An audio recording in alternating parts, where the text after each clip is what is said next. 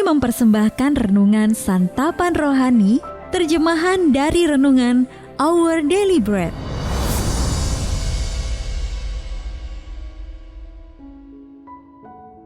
Untuk menerima notifikasi video baru kami, silakan tekan tombol subscribe dan tanda lonceng di bawah ini. Sahabat ODB, pembacaan Alkitab hari ini terambil dari Kejadian pasal yang ke-32, ayat yang ke-22 sampai dengan ayat yang ke-32. Kejadian pasal yang ke-32, ayat yang ke-22 sampai dengan ayat yang ke-32. Pergumulan Yakub dengan Allah. Pada malam itu Yakub bangun, dan ia membawa kedua istrinya, kedua budaknya perempuan, dan ke-11 anaknya, dan menyeberang di tempat penyeberangan sungai Yabok. Sesudah ia menyeberangkan mereka, ia menyeberangkan juga segala miliknya. Lalu tinggallah Yakub seorang diri, dan seorang laki-laki bergulat dengan dia sampai fajar menyingsing. Ketika orang itu melihat bahwa ia tidak dapat mengalahkannya, ia memukul sendi pangkal paha Yakub, sehingga sendi pangkal paha itu terpelecok. Ketika ia bergulat dengan orang itu, lalu kata orang itu, "Biarkanlah aku pergi, karena fajar telah menyingsing." Sahut Yakub, "Aku tidak akan membiarkan engkau pergi, jika engkau tidak memberkati aku."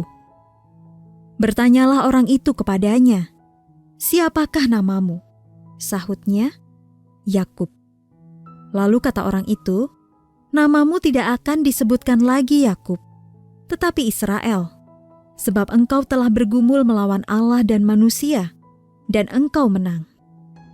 Bertanyalah Yakub, "Katakanlah juga namamu." Tetapi sahutnya, "Mengapa engkau menanyakan namaku?" Lalu diberkatinyalah Yakub di situ. Yakub menamai tempat itu Peniel, sebab katanya, "Aku telah melihat Allah berhadapan muka, tetapi nyawaku tertolong." Lalu tampaklah kepadanya matahari terbit, ketika ia telah melewati Peniel, dan Yakub pincang karena pangkal pahanya. Itulah sebabnya sampai sekarang orang Israel tidak memakan daging yang menutupi sendi pangkal paha, karena dia telah memukul sendi pangkal paha Yakub pada otot pangkal pahanya. Ayat mas renungan hari ini terambil dari Kejadian pasal yang ke-32 ayat yang ke-31. Lalu tampaklah kepadanya matahari terbit, ketika ia telah melewati Peniel, dan Yakub pincang karena pangkal pahanya. Renungan hari ini berjudul Belajar dari Parut Luka, ditulis oleh Mike Whitmer. Faye menyentuh parut luka pada perutnya. Ia baru saja dioperasi lagi untuk mengangkat kanker esofagus dan lambung. Kali ini tim dokter mengangkat sebagian lambungnya dan meninggalkan sebaris parut kasar yang menunjukkan seberapa besar pembedahan yang telah dilakukan. Ia berkata kepada suaminya, "Parut ini bisa melambangkan rasa sakit dari kanker atau sebaliknya awal dari kesembuhan.